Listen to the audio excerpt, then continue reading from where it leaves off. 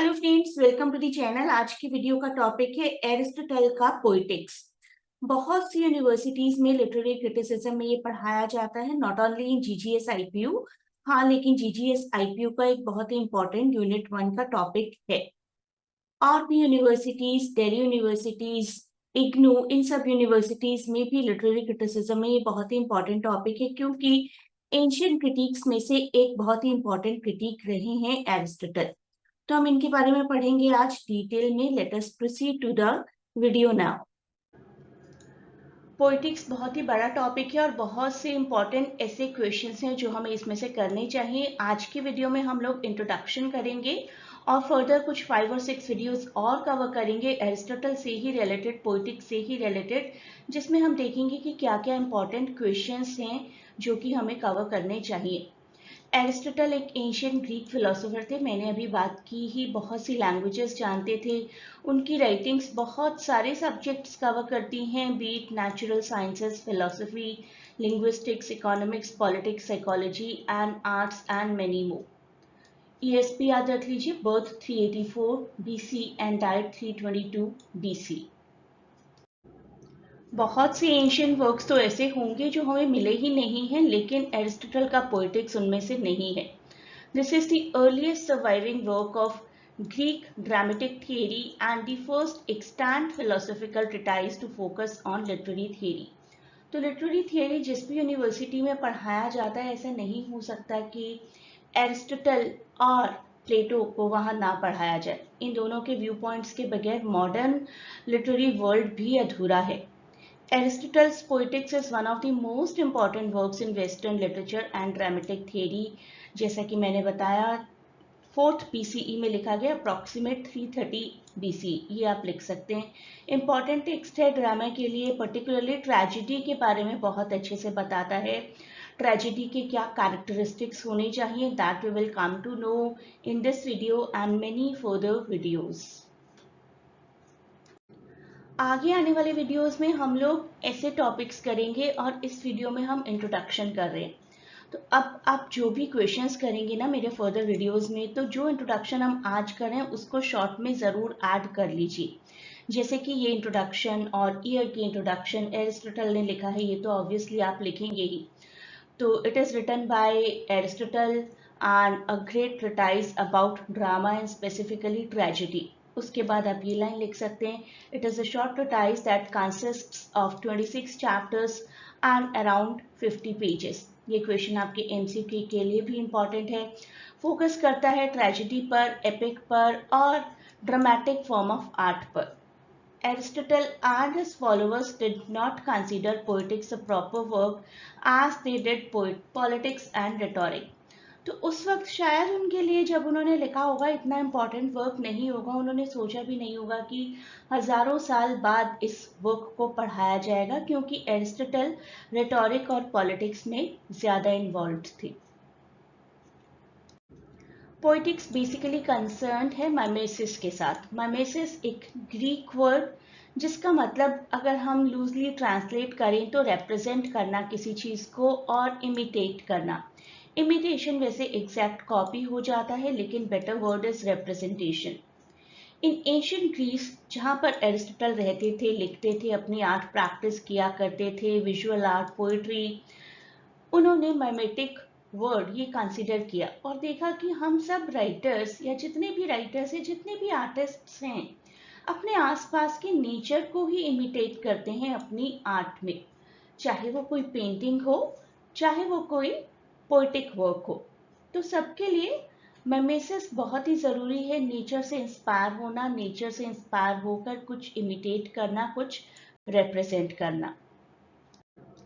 ये 2 रूल्स आपको याद रखने हैं जो कि एरिस्टोटल ने दिए थे मिमेसिस से रिलेटेड। कॉमेडीज क्या करती हैं? कॉमेडीज एम करती हैं ऐसे लोगों को इमिटेट करना हु आर वर्स देन और कॉन्टेम्प्रेरीज, या दुनिया में जिस तरीके के लोग हैं उनको उनकी वर्स्ट फॉर्म में दिखाना, जैसे वो हैं उनसे कम क्वालिटीज उनमें दिखाना या फिर बिल्कुल भी क्वालिटीज ना दिखाना। और ट्रेजेडीज हमेशा बेटर पर्सनालिटीज को इमिटेट करने की कोशिश करती हैं। ट्रेजेडीज और एपिक्स दोनों में ही आइडियल हीरोज आइडियल हीरोइंस दिखाए जाते हैं, हमें आदर्शवादी होना सिखाया जाता है ना एपिक और ट्रेजेडी के थ्रू। तो हमें बेटर पर्सन्स दिखाए जाते हैं। Comedy to laugh, to make people laugh, तो कॉमेडी में ऐसे लोगों को इमिटेट किया जाता है जो कि थोड़े से वर्स होते हैं। एग्जाम्पल के थ्रू समझते हैं लिसिस्ट्रेटा के बारे में। आप सभी लोग लगभग जानते ही होंगे, मास्टर्स के स्टूडेंट्स हैं।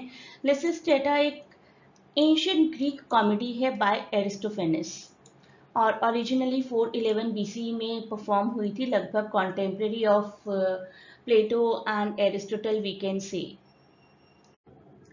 अब देखते हैं लिसिस्ट्रेटा में ऐसा क्या है जो हमें ये कहने पर मजबूर करता है कि थोड़ी सी लो क्वालिटी दिखाई जाती है ह्यूमन बींग्स की।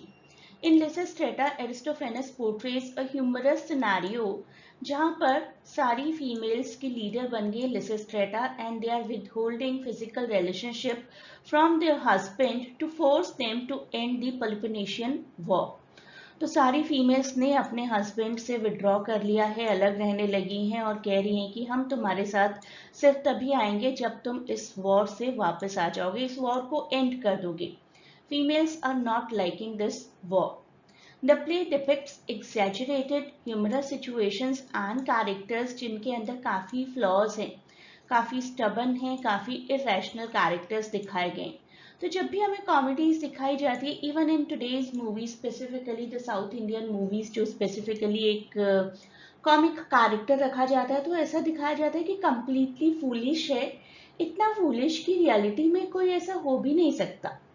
तो जब भी कॉमिक सीन्स दिखाए जाते हैं तो कैरेक्टर्स को ओवर फूलिश और over negative qualities like stubbornness, irrationality ये दिखाना जरूरी हो जाता है। उसी की वजह से according to Aristotle humour arise होता है। तो यही क्वालिटीज हैं जो कि उन कैरेक्टर्स को वर्स या रिडिकुलस बनाती हैं और एवरेज इंडिविजुअल्स जो है ना फिर उनको देखकर खुश होते हैं कि अरे इतना फूलिश कैरेक्टर है, and then they laugh. Tragedy का भी एक एग्जाम्पल ले लीजिए, known by Oedipus Rex, known by its Greek title Oedipus Tyrannus और इडिपस द किंग, जो कि सोफोक्लीज का लिखा गया 429 बीसी, लगभग ये भी कॉन्टेम्प्रेरी ही है। इडिपस रेक्स में भी देखिए, इडिपस को किंग तो दिखाया गया है लेकिन बिल्कुल नोबल और बिल्कुल वर्चुअस लीडर जिनको सभी लोग पूरे सब्जेक्ट्स बहुत ही ज्यादा पसंद करते हैं। इन रियलिटी तो ऐसा कोई लीडर नहीं होता, और ऑल्दो मोदी जी काफ़ी पॉपुलर हैं लेकिन उनके अगेंस्ट भी लोग हैं।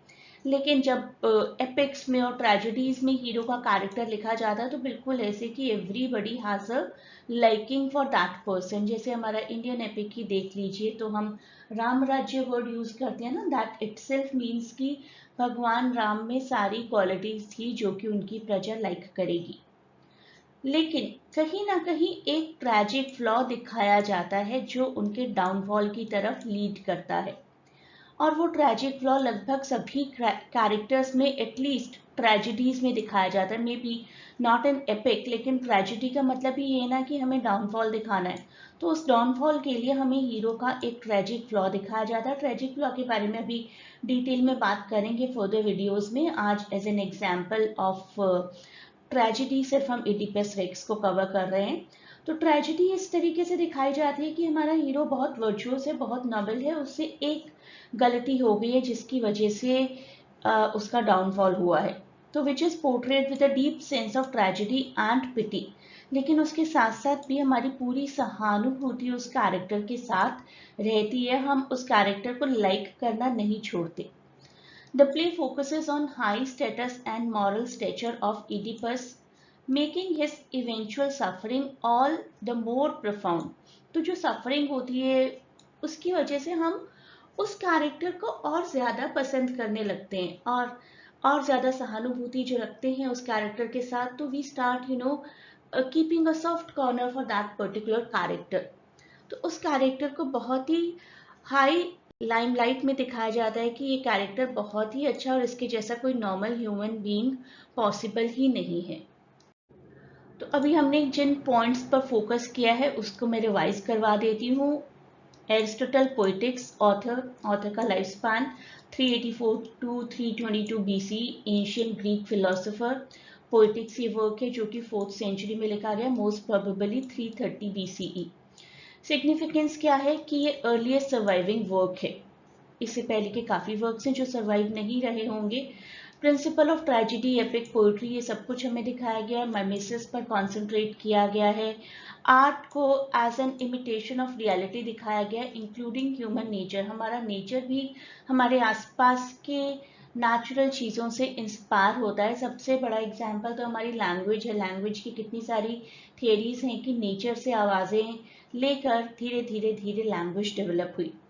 कॉमेडी इमिटेट करती है people worse than the average, highlighting their flaws for humorous effect. और कॉमेडी का एग्जाम्पल मैंने दिया था लिसिस्ट्रेटा। ट्रेजेडी इमिटेट करती है कैरेक्टर्स जिनको बहुत बेटर शेड में दिखाया जाता है, बिल्कुल नोबल फिगर दिखाया जाता है, लेकिन उनकी सफरिंग भी दिखाई जाती है। और इसका एग्जाम्पल हमने किया Oedipus Rex by Sophocles. Further videos में हम कथारसिस और बहुत सारे और इमोशंस की बात करेंगे जो कि ट्रेजेडीज के लिए ज़रूरी है। हम पोइटिक्स कर रहे हैं, सबसे ज़रूरी पॉइंट पोइटिक्स का यही है कि ट्रेजेडी के कैरेक्टरिस्टिक्स क्या हैं, क्या क्या ऐसी क्वालिटीज़ हैं जो ट्रेजेडी को बनाती हैं। तो कथारसिस एक बहुत इंपॉर्टेंट फैक्टर हो जाता है ट्रेजेडी में। Catharsis is pity and fear, इसको हम नेक्स्ट वीडियो में डिटेल में कवर करने वाले हैं। आप ये चैनल ज्वाइन कर सकते हैं, यहाँ पर आपको अपडेशंस मिलती रहेंगी regarding your IPU syllabus. Be the part of this Telegram channel to get updates about IPU syllabus of Masters English. Channel का लिंक मैं आपको डिस्क्रिप्शन में प्रोवाइड कर दूंगी. You may also join the live sessions where you will get live lectures plus PDF of each and every topic. तो आप live session कैसे join कर सकते हैं उसके लिए भी मैंने एक व्हाट्सएप लिंक दिया है डिस्क्रिप्शन में. Please get connected to me through that link and you can be added to our online live classes. Thanks for watching. Best of luck for exams and please do not forget to share and subscribe the channel.